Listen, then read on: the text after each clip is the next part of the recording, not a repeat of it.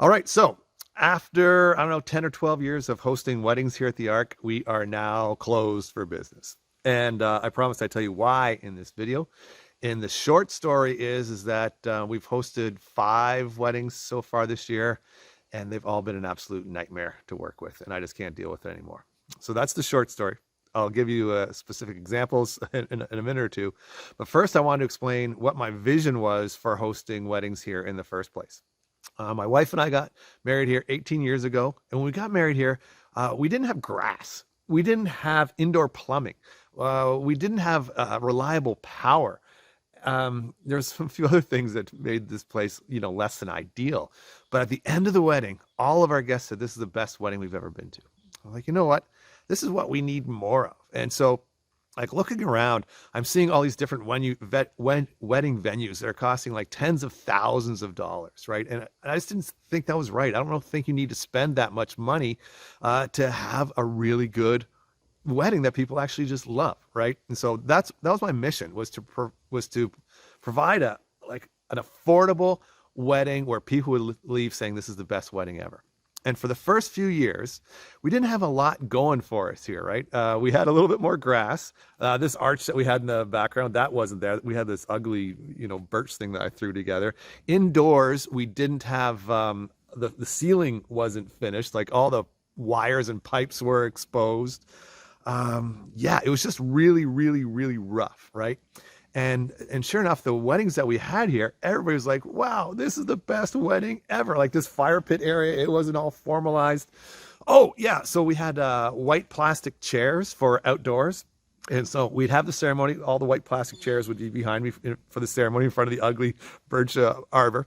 And then at the end of the ceremony, we'd say, hey, can everybody grab your chairs and bring them inside to the table and put them there, right? Everybody grab their chairs and move inside. And everybody had such a good time. And it was just so amazing. And then over the years, I worked at improving the place. I added more lights. We finished the ceiling. We made the ceiling. We just did so much we got the fancy, metal chairs for indoor dining, so people wouldn't have to carry their plastic chairs inside. Anyways, we just over the years, we just kept doing. We added more gardens, and like I said, we just made it better and better and better. And this year, I think we peaked, right? Like, I would honestly say that I would put our venue for beauty up against any venue in the Ottawa area. I think the place is absolutely beautiful. Like, look at the backdrop; it's amazing, right? And so, yeah, and I don't know what happened. I don't know if because we improved the place and made it fancier, we were attracting a fancier crowd or something. I don't know, but it just seemed like the more we provided, the more people wanted. And so this is what happened, personally, this year. Like, our first wedding that came up, they stole my outdoor lights that we had hanging around the deck. Like, those Costco lights with the bulbs? Yeah, they took all those. And you know what? Maybe they took them by mistake. That's possible, right? They're in a big rush. They're just grabbing everything that wasn't nailed down. And they took the lights. But I didn't realize they were gone for a couple of weeks. So when I called the bride, 2 weeks later, the day of our next wedding, I was like, hey, do you have our lights? She's like, oh yeah, they're at my mom's house. So here's the thing. They may not have taken them on purpose, but they kept them on purpose. She's like, and then I'm too busy to bring them back now. It's like, oh, okay, we've got a wedding in a few hours. Let me drive down and get those lights that you took from us. So that was the first one. And then I think it was the next one. We've got a camping area, and they rented the camping area from us, which is fine. And I have one rule. The one rule, it's just, I hate even having to say this rule. My rule is, please just leave the place like you found it. And of course, everybody's like, oh, of course. That goes without saying. Well, jeepers. I don't charge anything for the firewood at the camping area. And I had a full cord of firewood up there. And I go up, and the cord's gone. They went through a whole cord of firewood in a single night. You know how they were able to do it? Well, I've got the one fire pit there, all established with the rocks around and the benches, kind of like this here. And they thought, oh, that's nice. Let's burn a fire here. And then let's create a brand new fire pit over there. They started a brand new fire pit, like right where we usually put tents. And then they just went on a mission to burn as much wood as they could. So anyway, that was the second wedding. And then the next wedding, what did they do? I might be out of order, but the next wedding, they, oh my God, they ordered a salad with flowers on the salad. and there was a shortage. It's COVID and all this stuff, and they couldn't get the flowers. And unfortunately, the caterer, they didn't mess up. They didn't tell the chef that they couldn't source the flowers. They didn't tell the bride and groom. So anyway, the salads were served without the edible flowers. Oh my gosh, it was like the sky was falling. Like the bride wouldn't eat it. She told all the guests that the caterer messed up. And then what happened from there is the catering staff said, like, we've never been treated so rudely by a party in our lives. And these are like 60-year-old women, and they just are here to serve, and they do such a good job. And the one woman said, yeah, I was almost to tears. And they drove here together, they drove home together, and on the way home they're actually talking about, you know what, maybe it's just time to quit. They're in the same boat where I am right now. They're like, you know what, we don't need to deal with this anymore.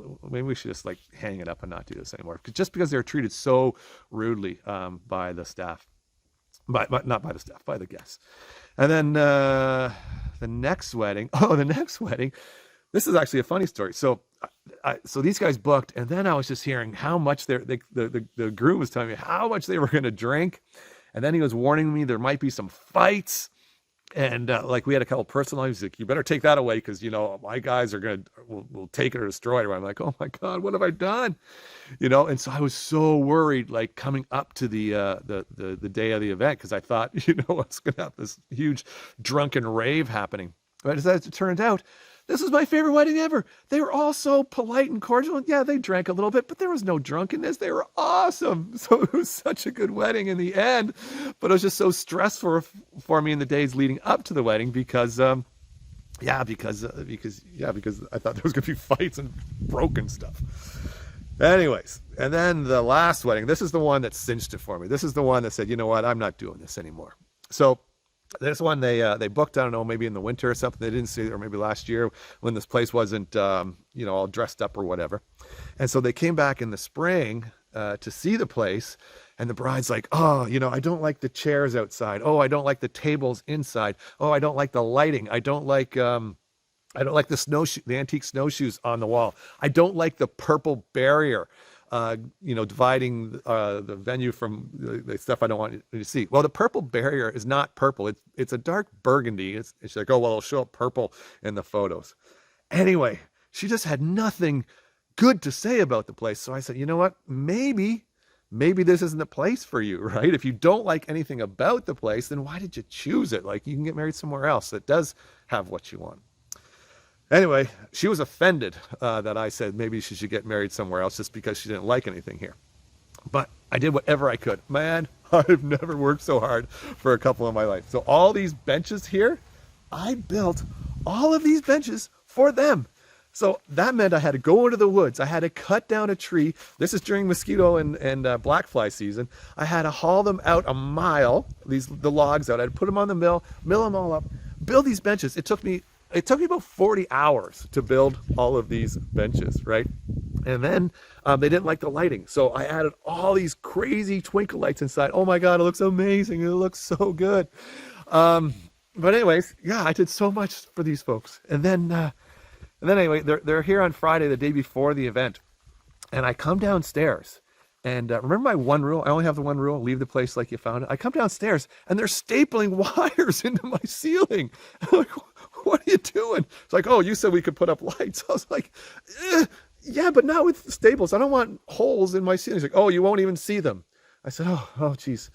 Okay, but I just don't want holes in my ceiling. Would you mind just, putting, because it's tongue and groove, would you mind putting the staples in the cracks? She's like, no, we just want to put the holes where we want to put them. You won't even see them. Don't worry about it.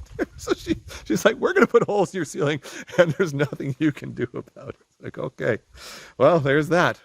And so I go upstairs, and I'm thinking, oh my gosh, I don't think those are LED lights. And we're off the grid, right? I tell everybody we're off the grid. We're obviously off the grid. The solar panels are everywhere.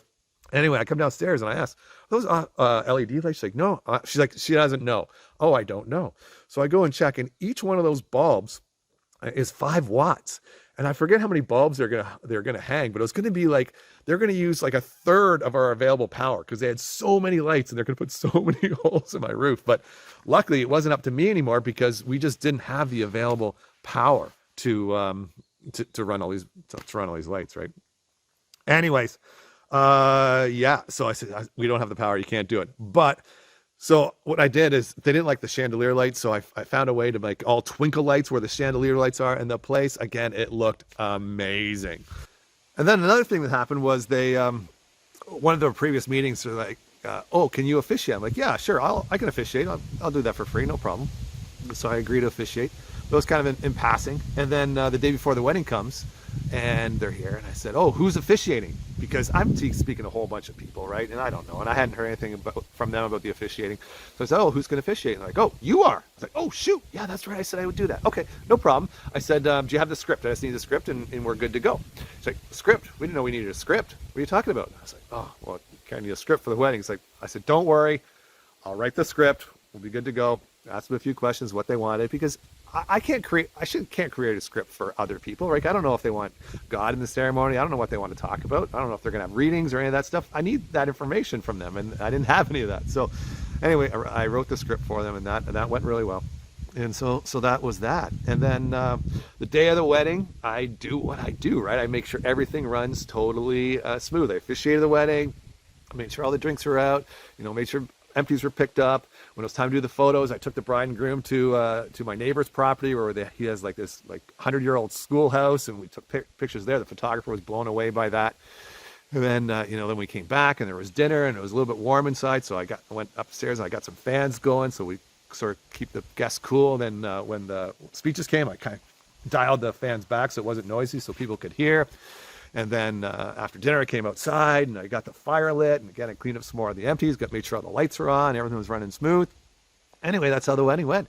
Talking to the guests were like, "Oh my God, this is the most amazing place ever. Like, how did they find you? This is such a great wedding." That's what all the guests were saying. So after, a couple of weeks went by, I asked if I could get a review. And they're like, "Yeah, we can give you a review, but I don't think you're going to like it." I was like, "What?" She's like, "Yeah, we weren't very impressed when you said like maybe this isn't the right venue for you." After she said she hated everything, right? We didn't like the fact that you were around all the time, starting the fire and making sure our guests were cool, and officiating and all that stuff. And then we didn't know you had a swimming pool there over in the corner there. You can sort of off in the distance, you can see our above ground swimming pool. And she's like, "Oh, that was ugly." And you need to hide that. If you're gonna have a wedding venue, then you can't have stuff like that. Then over there, we've got a little stack of firewood. She's like, "Yeah," and then there was a stack of firewood on the side, and that was ugly. And if you're gonna have a wedding venue, you can't present like that. You got to have a higher standard. And that's when I said, "You know what? I'm done. I'm not doing weddings here anymore," because this wasn't my vision. Like when I was in Guyana, I volunteered in Guyana, South America for 3 months, and I went to 2 weddings there. And you know what? Those people there they're not wealthy people. They're poor people, right? They're in a developing country. And the weddings I went to there, we ate rice and maybe some chicken off of a banana leaf with our fingers, right? We wore the clothes that we had. Like people didn't get dressed up. We had music, we had dancing, we had fun. Man, those were 2 of the best weddings I've ever been to, aside from mine, right? They were so good. And the cost of those weddings was the cost of some rice and some chicken, right? But everybody had such an amazing time. But I don't know what's happened here. I don't know if it's people. I don't know if it's me. I don't know what. But I don't know if people just need to post the right picture on Instagram. It's all about the presentation. It's not about the people. And I just can't be a part of that anymore. Like people are taking advantage. People are rude. And so anyways, I hope you understand. I'm sorry, because like I said, I think this is one of the most beautiful wedding venues in the region. We are definitely the most affordable. You could have an amazing wedding here. Your guests would be blown away, and you would still have money for a down payment for your house. And those are the people I wanted to serve. But these last 5 weddings and that last couple, especially, I just can't put myself through this anymore. So that's why we're shut down. But if you've watched, if you've watched this far in the wedding, and you can relate to my pain, and you are not somebody who is all tied up in yourself, and you just want to have a fun party where you can get together with loved ones and friends and just really enjoy yourself and not be worried if my wood pile is not symmetrical, then fill out you can fill out the application and we can meet. And if there's a good vibe between us, then maybe we can do something. But like I say, I'm kind of just looking forward to not having to deal with these self-absorbed, entitled narcissist anymore. It's just too much for me. So anyway, thanks for watching. And again, if you're thinking that one day we want to get married at the Ark, and now you don't think that's possible, I'm sorry if I've hurt your plans there. But anyways, again, thanks for watching, and good luck in your marriage. Okay, bye-bye.